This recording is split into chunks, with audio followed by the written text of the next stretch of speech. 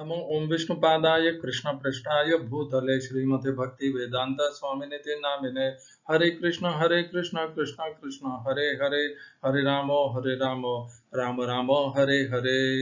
श्रील ऐसी भक्ति वेदांत स्वामी प्रभुपाद की जय। आचार्य महात्मा गांधी जी की जय। भगवद गीता 2020 में आपका स्वागत है। आज की श्लोक संख्या 11वें अध्याय का 36वां श्लोक है। पुनर्कथन कर लेते हैं 35 श्लोक की, जो संजय के शब्दों में है। संजय उवाच एत श्रुत्वा वचनं केशवस्य कृताञ्जलिर्वेपमान किरीटी नमस्कृत्वा भूय एवाह कृष्णं स गद्गदं भीत भीत प्रणम्य। संजय कहते हैं, संजय ने देखा भगवान श्री कृष्ण ने अर्जुन के प्रश्न का उत्तर दिया।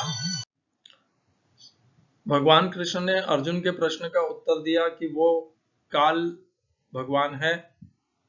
उनका उद्देश्य यहाँ पर युद्ध भूमि में एकत्रित युद्ध वीरों का नाश करना है।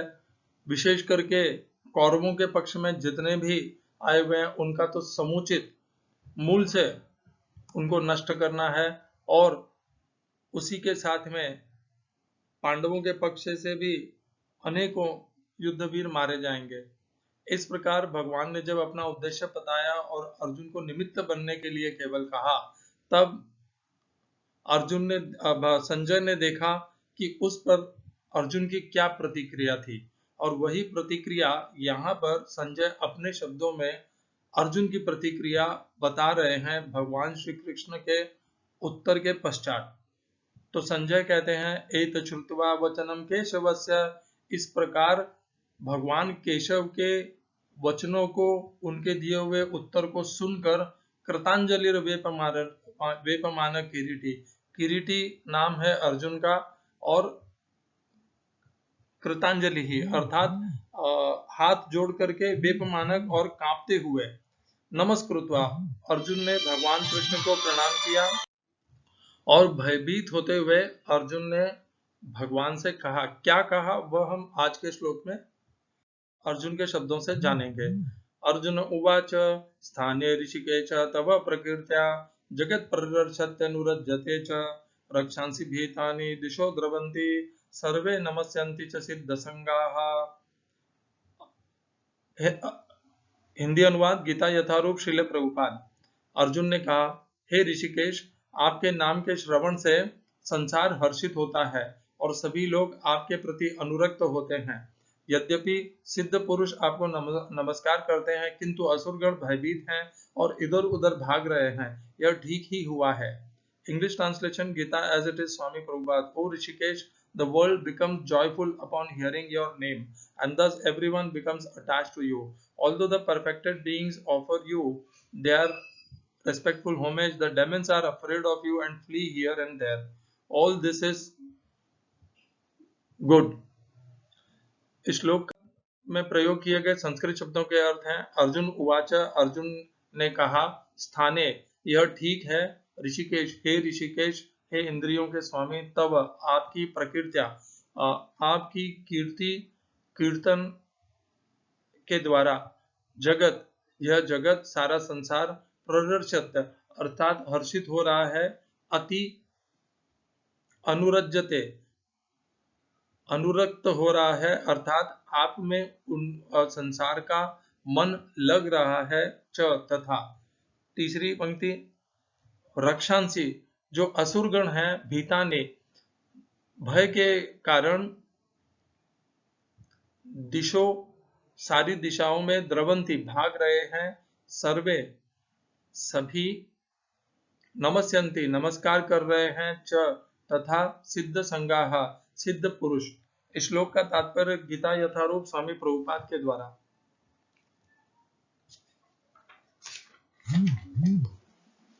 कृष्ण से कुरुक्षेत्र युद्ध के परिणाम को सुनकर अर्जुन प्रबुद्ध हो गया और भगवान के परम भक्त तथा मित्र के रूप में उनसे बोला कि कृष्ण जो कुछ करते हैं वह सब उचित है। अर्जुन ने पुष्टि की कि कृष्ण ही पालक है और भक्तों के आराध्य तथा अवांछित तत्वों के संहार करता है। उनके सारे कार्य सबों के लिए समान रूप से शुभ होते हैं। यहाँ पर अर्जुन यह समझ पाता है कि जब युद्ध निश्चित रूप से होना था तो अंतरिक्ष से अनेक देवता, सिद्ध तथा उच्चतर लोकों के बुद्धिमान प्राणी युद्ध को देख रहे थे, क्योंकि युद्ध में कृष्ण उपस्थित थे। जब अर्जुन ने भगवान का विश्वरूप देखा तो देवताओं को आनंद हुआ, किंतु अन्य लोग जो असुर तथा नास्तिक थे, भगवान की प्रशंसा सुनकर सहन न कर सके। वे भगवान के विनाशकारी रूप से डर कर भाग गए। भक्तों तथा नास्तिकों के प्रति भगवान के व्यवहार की अर्जुन द्वारा प्रशंसा की गई है। भक्त प्रत्येक अवस्था में भगवान का गुणगान करता है, क्योंकि वह जानता है कि वे जो कुछ भी करते हैं वह सबों के हित में है। ओम अज्ञानतिमिरन्धस्य ज्ञानाञ्जनशलाकया चक्षुरुन्मीलितं येन तस्मै श्री गुरुवे नमः। एकं शास्त्रं देवकीपुत्र गीतम् एको देवो देवकीपुत्र एव एको मन्त्रस्तस्य नामानि यानि कर्माप्येकं तस्य देवस्य सेवा। हरे कृष्णा। अर्जुन उवाच। तो भगवान से उनके काल रूप का वर्णन सुन करके, भगवान के काल रूप के कृत्य को देख करके, उससे युद्ध के परिणाम जान करके और समस्त युद्ध में उपस्थित वीरों का विनाश देख करके अर्जुन भयभीत होकर के कांपते हुए भगवान को प्रणाम किए और प्रणाम करके उनसे कहे जो कहे वो आज की श्लोक में अर्जुन की प्रतिक्रिया है।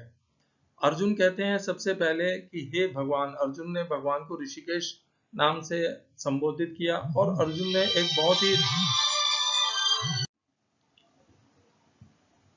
पहली बार भगवत गीता में भगवान के नाम का प्रताप अर्जुन ने अपने शब्दों में कहा है। वैसे सारे संत महापुरुष भगवान के नाम के जप का बारंबार उसका अनुमोदन करते रहते हैं, और यही हमारे लिए इस युग में सबसे बड़ा अस्त्र है, शस्त्र है और एकमात्र साधन है। हरे नाम एव कैवलम कलौ नास्ति एव गतिरन्यथा। कलयुग में हरि के नाम के अलावा इस गति प्राप्त करने का और कोई साधन नहीं है। तो अर्जुन ने स्वयं अपने शब्द में भगवान के नाम की, यहाँ पर भगवत गीता में ये एक ही श्लोक है जिसमें भगवान के नाम की अर्जुन ने प्रशंसा की है और उसका प्रभाव भी व्यक्त किया है। अर्जुन कहते हैं कि आपके नाम की कीर्तन से, कीर्ति से, देखिए कीर्ति जब हम भगवान की करते हैं अर्थात भगवान की प्रशंसा करते हैं, भगवान के कर्मों का, जन्म का उल्लेख करते हैं, एक दूसरे से बताते हैं, तो वह भगवान की कीर्ति होती है।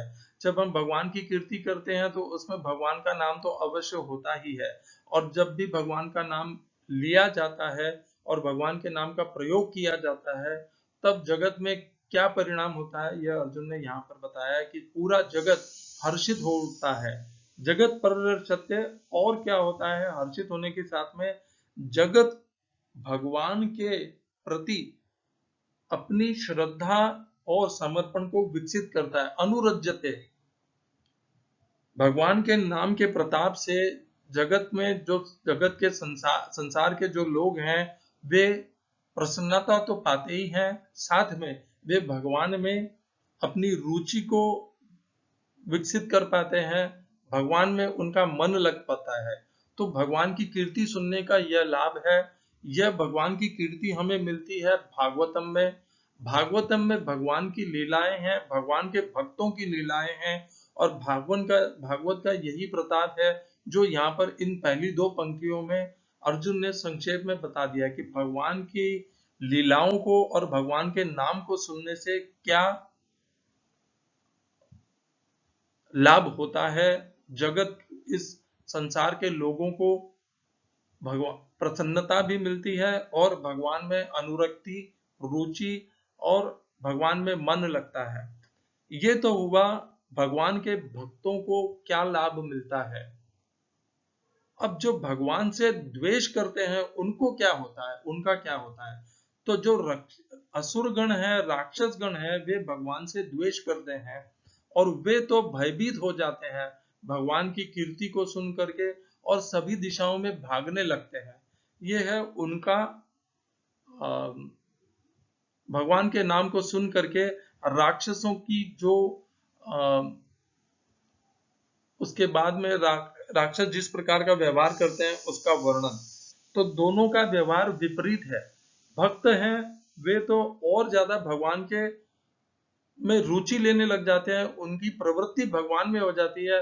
और जो राक्षस हैं वे विपरीत भागने लगते हैं, भगवान से दूर होने लगते हैं और अनेकों दिशाओं में भागते हैं। क्यों भागते हैं वे? क्योंकि यहाँ पर अर्जुन ने स्पष्ट बता ही दिया है।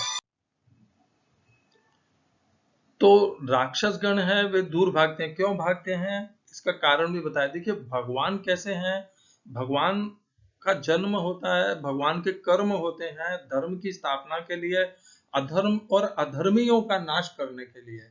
यहाँ पर भी अर्जुन ने भगवान को दृश्य दिखाया। इस युद्ध में परिणाम जो आगे होने वाले हैं वह बताया कि कौरवों का समूल से नष्ट कौरव पक्ष होने वाला है। तो इस प्रकार भगवान ने जो राक्षस गण है उनके लिए तो यह भय का ही कारण है। राक्षस गण महादेव से नहीं घबराते हैं। मैं यहाँ पर तुलना नहीं कर रहा हूं, परंतु मैं वास्तविकता बता रहा हूं हमारे समझ के लिए। महादेव से राक्षस गण नहीं घबराते हैं, न ब्रह्मदेव से घबराते हैं।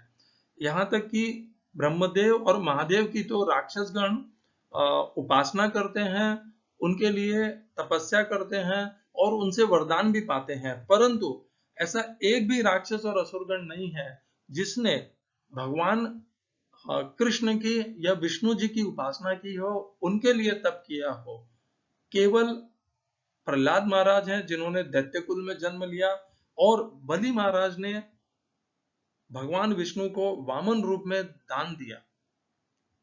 और बलि महाराज वैसे भी भगवान विष्णु के प्रति वैर भाव तो नहीं रखते थे, हो सकता है रखते भी हों, मैं इसके ऊपर ज्यादा नहीं कहूंगा। मुझे उस विषय पे, उस वाक्य पे ज्यादा विश्वास नहीं है। परंतु फिर भी वे भगवान विष्णु से को उन्होंने वामन रूप में दान दिया, और उसके कारण भी बलि महाराज को भगवान की विशेष भक्ति आगे जाकर के उस दान के पश्चात निश्चित रूप से लाभ हुई। उसके पहले बलि महाराज भगवान विष्णु से वैर रख सकते हैं, परंतु उसके पश्चात उन्होंने कभी वैर नहीं किया। प्रहलाद महाराज ने तो जन्म से ही कभी भगवान विष्णु से वैर नहीं किया। ये दो ही ऐसे दैत्यगण हैं जिन्होंने भगवान विष्णु की उपासना की और जिनकी हम भक्तगण जिनका सदैव सम्मान करते हैं। बाकी किसी राक्षस गण का भक्तगण सम्मान नहीं कर पाते, उन्हें भगवान के विष्णु के भक्तों में, कृष्ण के भक्तों में गिना भी नहीं जाता है। बाकी सब राक्षसगण भगवान कृष्ण से, विष्णु से द्वेष करते हैं और उनसे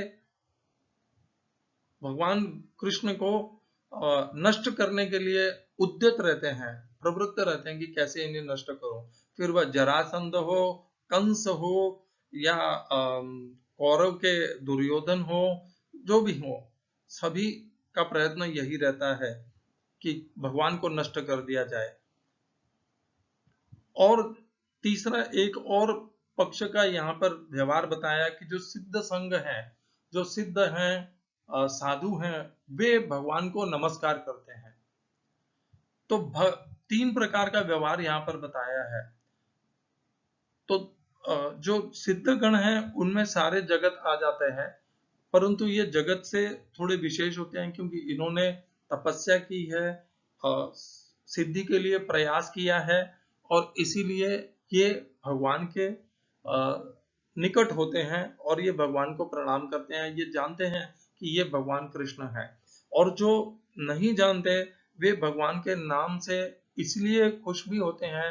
अर्जुन ने यहाँ पर प्रसन्नता इसलिए भी बताई है कि पूरा जगत प्रसन्न होता है क्योंकि भगवान सज्जनों की रक्षा करते हैं। परित्राणाय साधु नाम विनाशाय च दुष्कृताम। ये जो पंक्ति है चौथे अध्याय के श्लोक की, 8वें श्लोक की, ये यहाँ पर इसका पूरा पूरा संबंध है।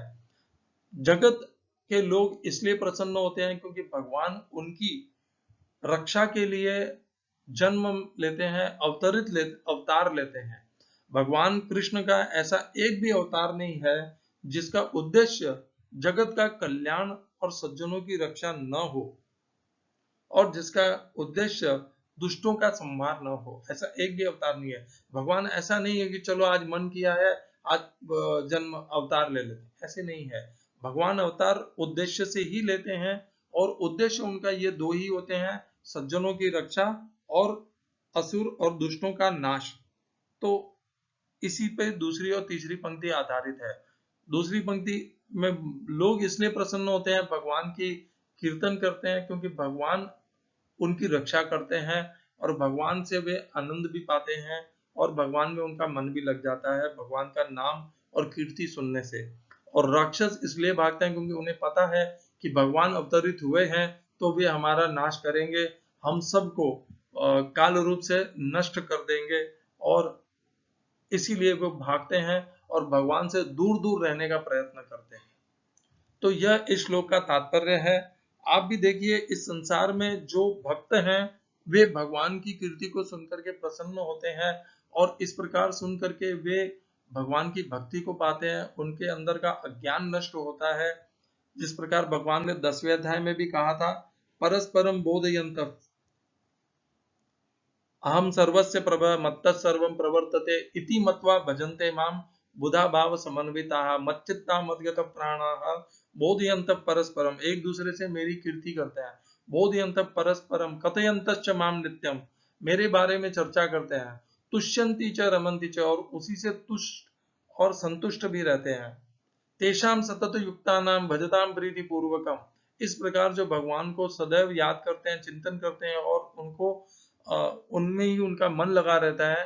ददामि बुद्धि योगम तम येन माम उपयान्ति ते, भगवान उन्हें बुद्धि योग प्रदान करते हैं जिससे वे भगवान को प्राप्त होते हैं, अर्थात भगवान उन्हें अनुरज्यता, अपने प्रति रुचि प्रदान करते हैं। तो ये 10वें अध्याय की पंक्तियां हैं, 10वीं 11वीं 9वीं 10वीं 11वीं। और राक्षसगण तो भगवान से दूर दूर भागते हैं, क्योंकि भगवान कृष्ण अधर्मियों की कभी रक्षा नहीं करते, अधर्म का नाश कर देते हैं। हरे कृष्णा। श्रील ऐसी भक्ति वेदांत स्वामी प्रभुपाद की जय। आचार्य महात्मा गांधी जी की जय।